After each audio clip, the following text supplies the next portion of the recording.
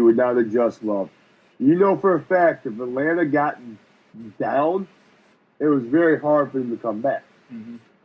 So I could see him going back to college, but I don't see him going to. I don't really see him showing up anywhere in the pros anytime soon. Yeah, on the flip side, Trestman had a 13-19 record, 8-8 the first year he was with the Bears.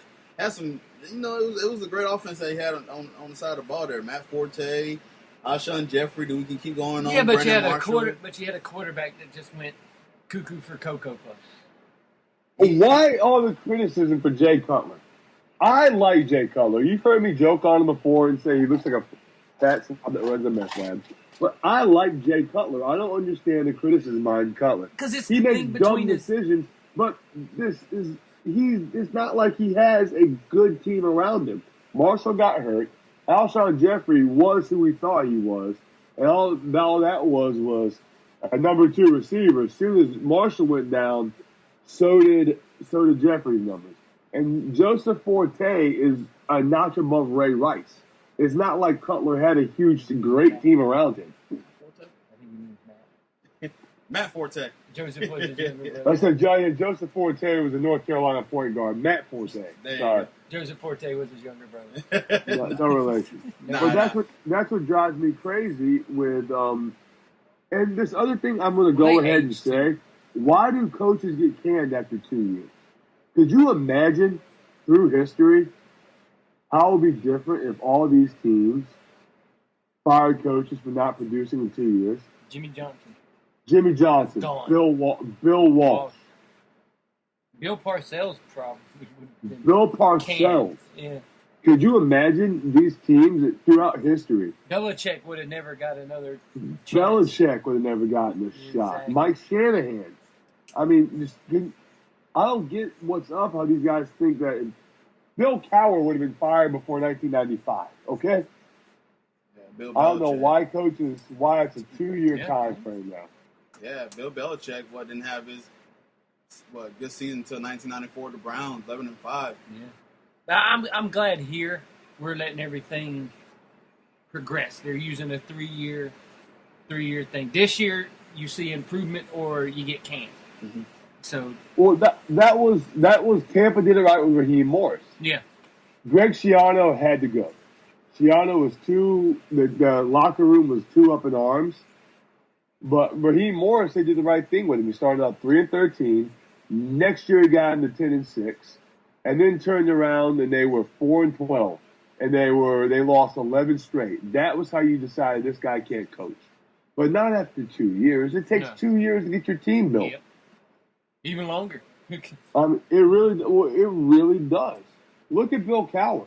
Look at, like you said, Bill Belichick. Mm-hmm. Look at Bill Parcells. Look at Bill. There's a lot of Bills that have coached pro football. A lot of Bills. A lot of good Bills, too. All of them that have named Bill were pretty good. So I guess if you want to be a coach, you just got to have a name your kid Bill. Bill or what? I'm going to think of a bad football coach named Bill. Sam. Well, let's see all-time coaches. Let's see all-time coaches named Bill. Bill Walsh, Bill Parcells, Bill Belichick. Bill Austin. He was good. Bill Ossenbarger. He was 7-28. Bill and Spogger. He coached the New York Giants in 74, 75, and 76. Well, there's one, Matt. He was terrible. Google. He was terrible. All right, we can kill Bill there. All right. Oh, yeah, how long you ready to crack that gym off for? We can kill Bill. Oh, really? Let's try to make it. I wonder what the worst coaching legacy name was. The worst? Wade. Like John Wade. Let's see by win percentage. Bert, maybe. Bert. We are out of Bert license plate. Bert Bell was the worst at one. Or David Shula. Any relation to Dunn? Yes, that's his son. That's his son. Dave Shula's Don Shula. So he coached the Eagles way back in the 1930s. Man, this guy only won 10 games over. They fired him 2 games into the 1941 season. They're like, "Hey, you're fired." All right. Wow. Okay, let's go back. Let's keep moving. All right, fill in the blank. Vince Tobin. Rex Ryan will blank next year. Commentate. I'm back. Rex Ryan, what will he do next year is a question that was asked. He was interesting defensive coordinator for the Baltimore Ravens, and I enjoyed it. But for the sake of me and my sanity, I would love to see Rex Ryan in the broadcast team. I'm tired of listening to the dribble of Phil Simms and washed-up pros like Aikman and Daryl Johnson. Rondé Barber is like nails on the chalkboard. He is horrible. He is the worst commentator or play-by-play dude. He's horrible. I applaud Rondé Barber for doing one thing, and that was calling out Marcus Arroyo and Josh McCown blatantly for their horrible play. I would love to see Rex Ryan in the booth. I love hearing coaches in the booth calling games. I love when Brian Billett calls games. It gives me the perspective I want to hear. It doesn't give me the perspective of some washed-up pro or some old homer talking about how good it was when they played. Put them in the booth. Like Jeff Turner. You want to entertain me? Put them on Monday Night Football with John Gruden. Yeah. Yeah, I would love it. I would love it. But yeah, I'd love to see him commentate again. Plus, that'd be fun. He's got a mind. He's got a sharp mind as a coach. I'd love to see him calling games. And he's funny. Or replace Terry Bradshaw with him on Fox. I'm so over Terry Bradshaw. Okay. Rex Ryan, in my opinion, I'm on the island of this one. I think he will coach next year. I think the San Francisco gig is very interesting as far as the defensive standpoint. Established defense, imagine his mind with that defense player that's already there. I don't know how he'll do with Kaepernick, but hopefully he'll hire offensive mind. I would love to see him as a commentator. I think there's some decent jobs open for him to take right now. But you know what? Maybe he does want to take a step back and kind of do commentating and everything like that. I can see him doing commentating, but after all the shit he just had to deal with, I would take a step back. All the crap that you just had to deal with from New York, I would take a step back and chill. That's what I would do. So time out.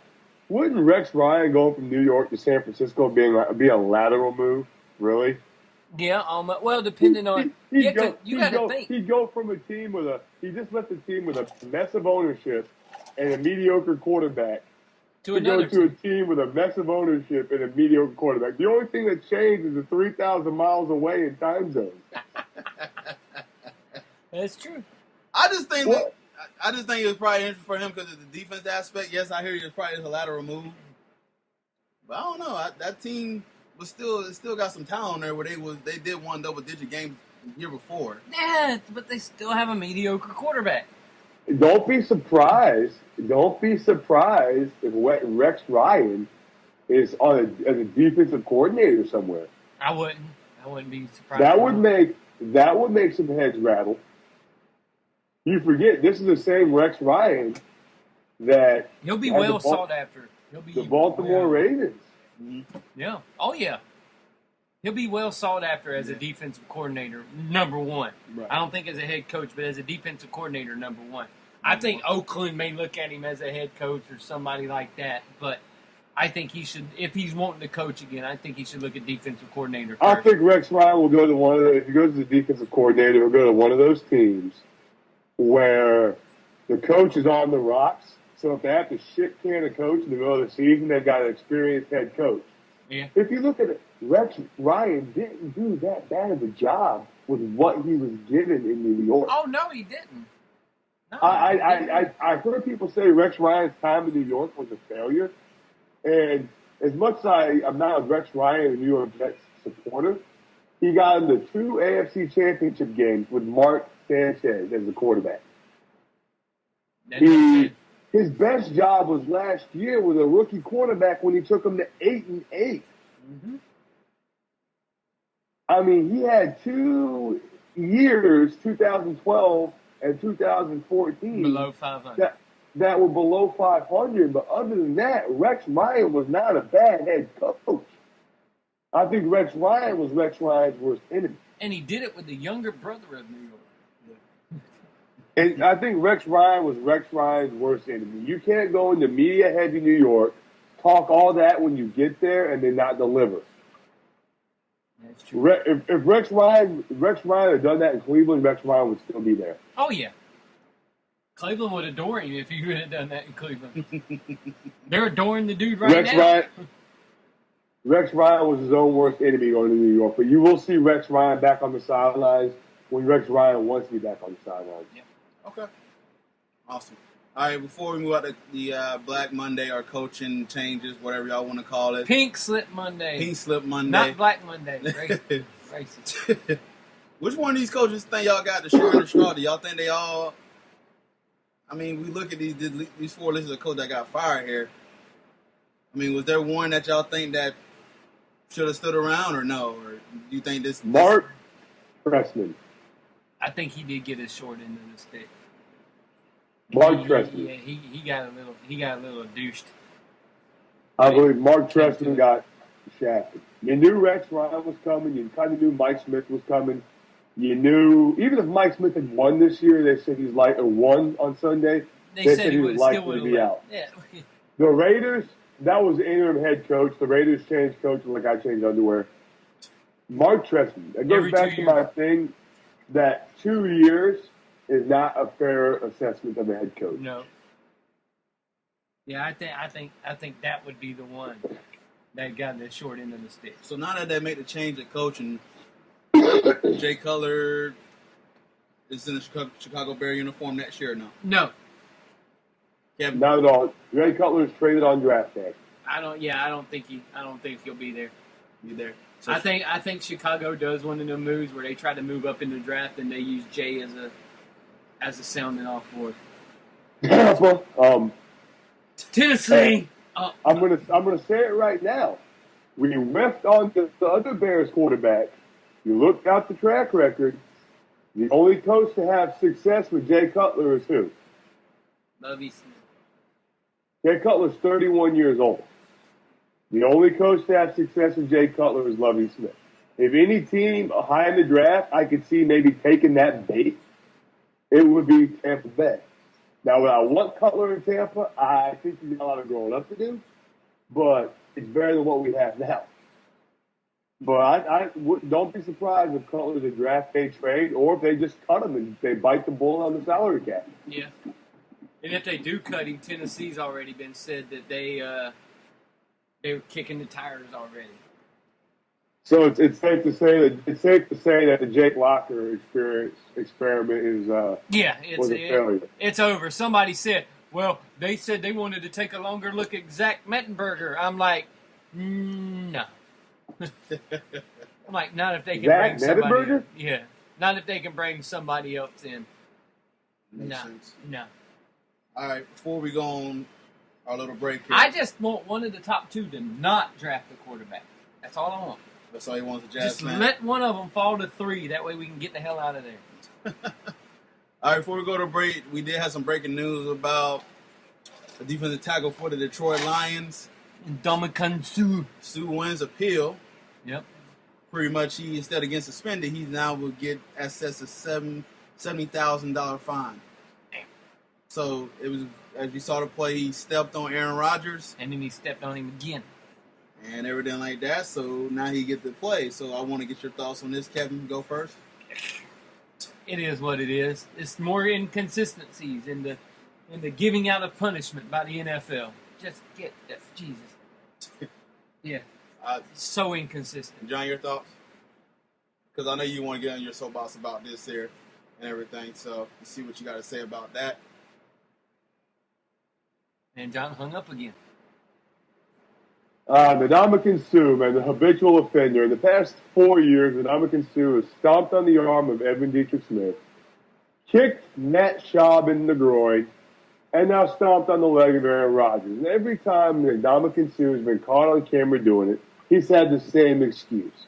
It was an accident. Ndamukong Suh is habitual. He's a dirty player, and the 3 plays I mentioned in his career are just a minute amount of the personal foul, late hit, and unnecessary roughness penalties inflicted on Ndamukong Suh's career. Ndamukong Suh is one of those players who, if he just played the game, would be good enough. But he has to be dirty. He has to be nasty about it. And he appealed, and he got lucky. He was lucky he appealed because I would hate to be the Detroit Lions coming through Dallas with DeMarco Murray